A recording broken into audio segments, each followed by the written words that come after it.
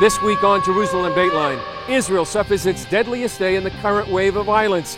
While in Paris, France mourns its dead, tracks down ISIS terrorists, and declares war on the Islamic State after the worst terror attack on French soil since World War II.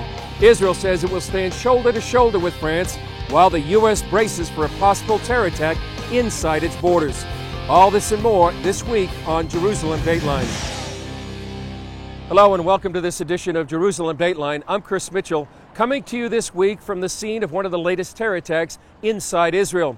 In just one day, 5 died in 2 separate terror attacks, including an American teenager who came to volunteer and study. American Ezra Schwartz came to Israel to join a program co-sponsored by the Jewish Agency and the Israeli government. The head of the Jewish Agency, Natan Sharansky, found his death even more tragic because Schwartz came to be part of the vibrant Israeli experience. A 24-year-old Palestinian terrorist from nearby Hebron drove up in this lane of traffic and began shooting into the next lane with an automatic rifle. He killed Ezra, a Palestinian, an Israeli, and wounded 7 others. This video caught the aftermath when Israeli police surrounded the terrorist. Earlier in the day, 2 more Israelis died in Tel Aviv when 36-year-old Raed Mahmoud walked into a synagogue and began randomly stabbing worshippers during afternoon prayers. He worked in a restaurant next door. Hamas praised both of the attacks that came almost 1 year to the day after a major terror attack on a Jerusalem synagogue that killed 4 during morning prayers. Israeli Prime Minister Benjamin Netanyahu said the terrorists will pay a price for these attacks, and Israeli officials continue to blame incitement by the Palestinian Authority and its political party, Fatah. Fatah recently held a rally honoring the terrorists responsible for the first 2 murders in this current wave of violence. Republican presidential candidate Ted Cruz tweeted that the Palestinian Arab terrorism is simply the same radical Islam as ISIS. Many Israelis agree. Just as the attacks in Paris and just as previously in London, Madrid and New York, the Islamist radical terrorists just want to kill us, not because of what we do, not because of where we live, because of who we are. And Jews and Christians around the world are on the front lines. Days after the Paris terror attacks, France is still dealing with the worst terror attack on its soil since World War II. 129 died, hundreds more were wounded, many of them seriously. But as Dale Hurd reports, many French analysts have been warning about such an attack for a very long time. Paris today is a city still in shock and afraid. This woman says, yes, I'm scared. I'm scared for me, for my children, for my family, for my friends. But we have to stay strong and united. It's important. We're scared, but we know we have to fight back, and the only way to fight back is to keep on living the way we live. And while ISIS has claimed responsibility, the emphasis on the attack originating in Syria obscures the fact that most of the attackers were French and Belgian citizens. The enemy is within. After the Charlie Hebdo and kosher supermarket massacre, CBN News interviewed French conservatives who warned that a stronger attack like last Friday's was a certainty because the French government was still more concerned with political correctness than security. French TV commentator Eric Zemmour was fired after Charlie Hebdo for saying that Muslims should be deported to avoid chaos and civil war. Just recently, Marine Le Pen, the leader of France's right-wing Front National, went on trial for hate speech after she compared Muslims praying in the streets to the Nazi occupation. And after Charlie Hebdo, her former advisor, Emmerich Choprada, got in trouble for saying that France is at war with some French Muslims. We have to fight very firmly, very strictly against the Islamization of a French society. There is an Islamization process, and we have to stop it clearly. And after Charlie Hebdo, we heard a similar warning about France's future. I see civil war, and I'm not a prophet, It's obvious, it's Lebanon. Civil war, that's clear. Civil war, as terrible as it would be, civil war is a wrong expression, there would be nothing civil about it. And what happened Friday in Paris certainly looked a step closer to that. Dale Hurd, CBN News. We talk more with Dale from CBN News headquarters from our Jerusalem studio. Dale, you've been reporting in Europe and specifically on France for a number of years, and you say that France should have seen this coming. Why do you say that?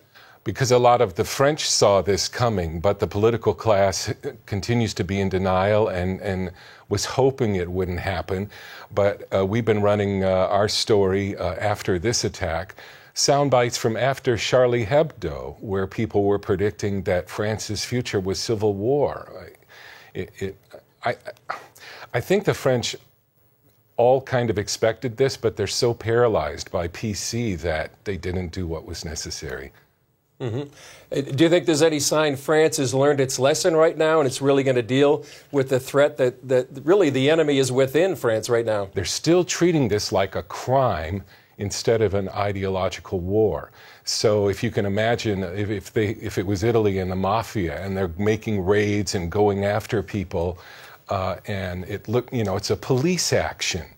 But at the same time, the government of France is helping to spread radical Islam around the country. We've shown this. I was, in one of my stories, standing at a mosque in Paris, financed by the city of Paris, and the name in Arabic meaning conquest. The name of the mosque was Conquest, and it was being funded by the French government. Many French analysts are saying there's a civil war coming. Do you believe that's true?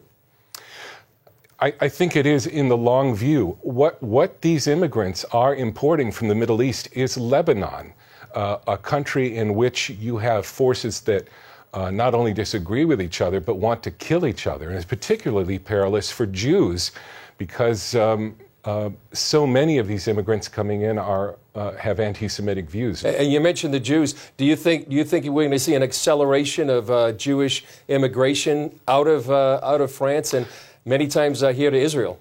Yeah, almost certainly. And I think just the whole migrant invasion, the whole huge migrant influx, they see the writing on the wall.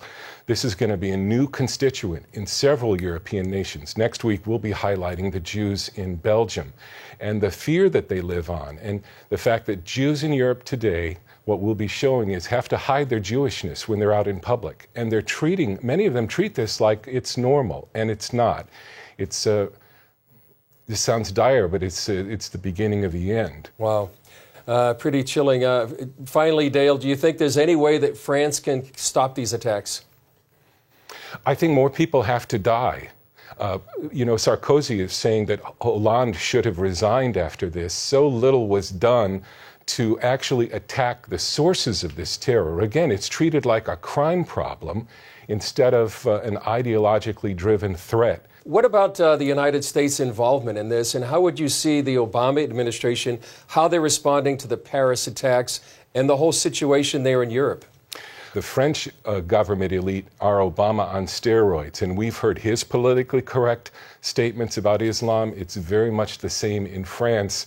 And this inability to say Muslim terror if you're on the left, phrases like these people aren't bad, they're just stupid, they need to be educated. You still see a lot of this in France, and this is why another attack is almost a certainty.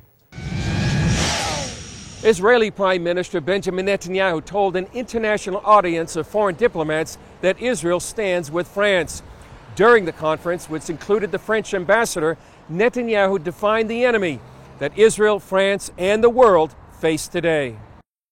Israeli Prime Minister Benjamin Netanyahu and French ambassador to Israel, Patrick Maisonneuve, stood shoulder to shoulder for a moment of silence to honor the victims of the Paris terror attacks. After the Paris attacks, Israel lowered its flags to half-mast. And now here on the streets of Jerusalem, the city is flying the French tricolor. Netanyahu and Maisonneuve spoke at the Jerusalem Post diplomatic conference in Jerusalem. Terrorism is terrorism, not only when it affects us on such a horrendous scale, also, obviously, when it hits Israel. During a Q&A, Netanyahu defined terrorism. Terrorism is the deliberate and systematic targeting of the innocent, of civilians, of non-combatants, for political or ideological ends. This is what defines terrorism. It's always evil. Netanyahu said the international community often tries to make excuses for Palestinians when they attack Israel. But Netanyahu said it's all the same. The enemy is militant Islam. Its method so far, is terrorism. It is in the business of acquiring states. One already exists. It's called the Islamic State of Iran, and the second is being established. It's called the Islamic State of ISIS, Daesh. And with states, the Islamist militants can have a base from which to launch much greater and more lethal terrorism. The Prime Minister said there's only one way to fight militant Islam. What is the system to fight them? One thing. Fight them. Condemn them. Identify, condemn, fight. I am saying that you're not going to change them. You will not win them over. You will not pacify them. The only way to defeat this is the way Nazism was defeated. First you defeat, then you denazify. That's the order. That's the priority. Coming up, the former intelligence chief at the Defense Department says the Obama administration is underestimating the threat of ISIS. Welcome back to Jerusalem Dateline. Even after the murderous attacks in Paris, President Barack Obama is saying his strategy against ISIS is working. Now his former intelligence chief at the Defense Department has a warning for the White House that it's underestimating the deadly ambitions of Islamic terrorists. George Thomas brings us this exclusive interview. Retired General Michael Flynn has seen the face of radical Islam up close. I will tell you, strategically, they are very savvy, they're very cunning, and they have the willingness to win. General Flynn was President Obama's top man at the Defense Intelligence Agency. Before that, the general served as Director of Intelligence for the Joint Special Operations Command, a shadowy arm of the government that tracks and eliminates terrorists around the world. The same unit, by the way, was responsible for the Commander raid that killed Osama bin Laden. For the better half of a decade, Flynn has interrogated hundreds of Taliban, Al-Qaeda, and other terrorists. The strategic leaders, they're not 25-year-old kids. These are like people that are, I would say, between the age of like 45 and 55, who are engineers, doctors, very intelligent. They should have better things to do, but they have this ingrained belief, and they mean to not only establish the caliphate, but dominate the world. He says the Paris attacks serve as a reminder that the threat is unlikely to fade, and the sooner we understand that, the better. So we have to get real, and this war that we are in, whether we like it or not, whether we accept the fact that we're in it or not, it is here in front of us. On Monday, President Obama called the terror attacks in Paris a setback in the fight against ISIS, but is unwilling to send troops to Syria. It is not just my view, but the view of my closest military and civilian advisors, that would be a mistake. Flynn sees the real mistake as a White House that continues to underestimate the enemy and their religious ambitions.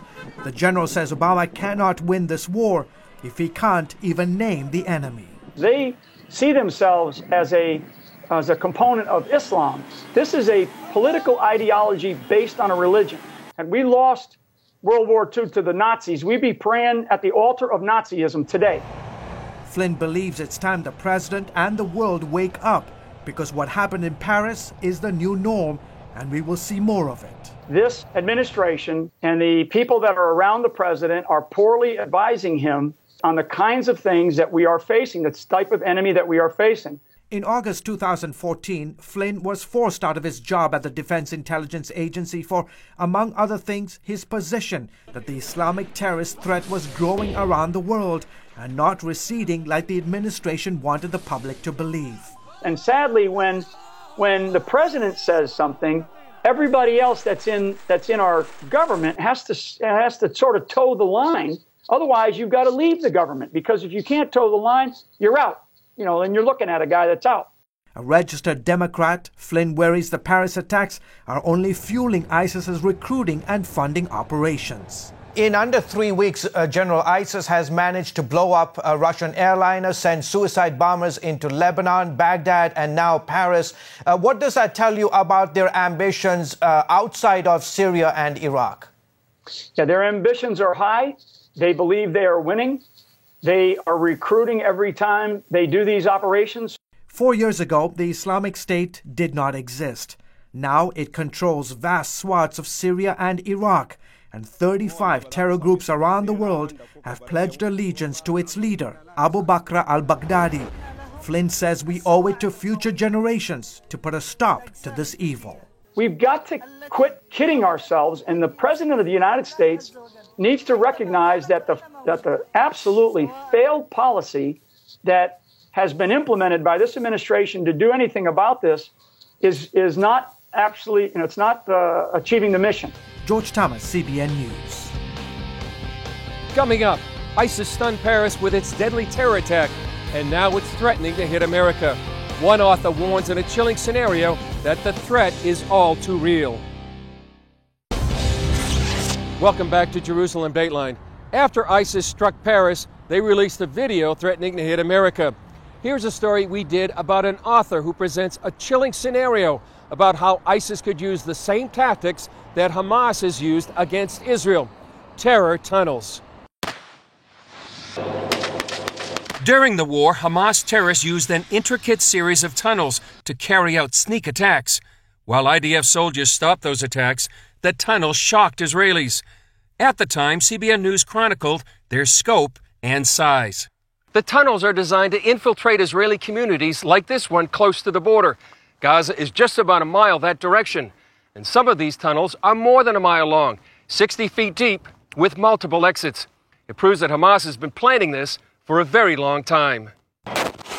Israel destroyed many of the tunnels, but the frightening memory remains. Dan Gordon, a veteran of 6 Israeli wars, talked about their effectiveness. And I can't imagine anything more terrifying for the people who live there than the thought that suddenly the earth opens up, almost like a scene out of a grade B zombie movie, and the walking dead come out, except they're not dead. I've been a soldier now for 40 years, which is a long time. And the most terrifying thing that I've ever seen was the advent of the terrorist tunnel attacks that happened last summer. Now, a year later, Gordon, an Israeli-American, has written Day of the Dead, a thriller about those tunnels. He says it should be a wake-up call to the U.S. The country that's most vulnerable to that attack is my other homeland, the United States of America. And far more vulnerable because there are terrorist attack tunnels that exist already. They're called drug smuggling tunnels, and they run from parts of Mexico into California, to Arizona, and to Texas. A former FBI agent warned recently that those tunnels could be used as an underground highway for ISIS. Gordon says the drug tunnels could make an unholy alliance between ISIS and the Mexican drug cartels. They don't have to dig them, they just have to rent them. They have billions of dollars. That's a language that all the cartels understand.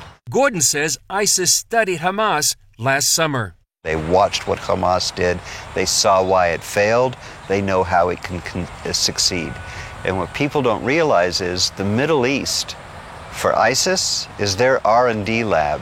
It's their Silicon Valley for what they intend to do to the United States. He says southern border cities and towns like San Diego are vulnerable. The reason the United States is so vulnerable to that, we don't have the surveillance over that border that Israel does. We don't have our most elite military units on constant patrol on the American-Mexican border. We have, if you want to talk about juicy targets for ISIS in San Diego, half the Pacific Fleet is at anchor in San Diego. As an author, Gordon also wrote to entertain. One reviewer said Gordon gets into the mind of a terrorist like no one since Tom Clancy. But Gordon says it has things Clancy never included in his thrillers. It's a big Tom Clancy, wonderful international espionage, great read. It's the first book that I know of that has a born-again Christian female graduate of Liberty University, female James Bond. At the heart of that book, the other thing is faith. At the heart of that book is something that you and I have both experienced together, which is you may think that you're in control, but the one who's in control at all times is the Almighty. Gordon refutes the notion he's giving ideas to ISIS. He points out they've already got the blueprints. He says the U.S. needs to wake up to this clear and present danger. I guarantee you there are people from ISIS right now who are examining U.S. cities. And like any military, there are numbers of hot young commanders who are saying, I have a great idea, and they're presenting their plans to the general staff of ISIS. One of those plans is going to get accepted, and one of those plans is going to get implemented. And if I am looking at what's the most logical plan, it's in that book, Day of the Dead. Up next, a Jewish film festival that's looking to reach out to the Christian community. Welcome back to Jerusalem Dateline. Israeli filmmakers have been showcasing their films in and around Los Angeles during the 29th annual Israeli Film Festival. And as John Wagi explains, in the future, organizers hope to include more films about faith. Organizers are happy with this year's turnout, and executive director of the festival, Mayor Fenigstein, says the films on display in Hollywood's backyard featured young filmmakers. I can say in 29 years we never had so many first-time filmmakers that are, making a first feature film, and that's very interesting because you feel that there's a new upcoming industry, a new wave of younger filmmakers. Fenigstein says the Israeli-Palestinian conflict was the dominant theme in years past, but today's films deal with Israeli culture and tell stories. And while the films about faith are growing in the U.S., they're not so popular in Israel, the cradle of both Judaism and Christianity. I don't know why. Maybe the Israelis are not so religious, at least they're filmmakers, so this is not such a topic that they're interested. But that may change. Fenigstein is already planning for next year's festival, the 30th anniversary, and he hopes to broaden the audience for Israel's films to include Christians. We want to be more connected to the Christian community, and we're already there. We want to do a very special event with the Christian community to bring them in to see at least one Israeli film that will be right for them to watch, and to bring them to be close to Israel. John Wagi, CBN News, Encino, California. Well, that's it for this edition of Jerusalem Dateline. Remember, you can follow us throughout the week on Facebook and Twitter. And because of the situation in the world and here in Israel, remember to pray for the people of France, the people here in Israel, the peace of Jerusalem, and for your hometown and country. I'm Chris Mitchell. We'll see you next time on Jerusalem Dateline.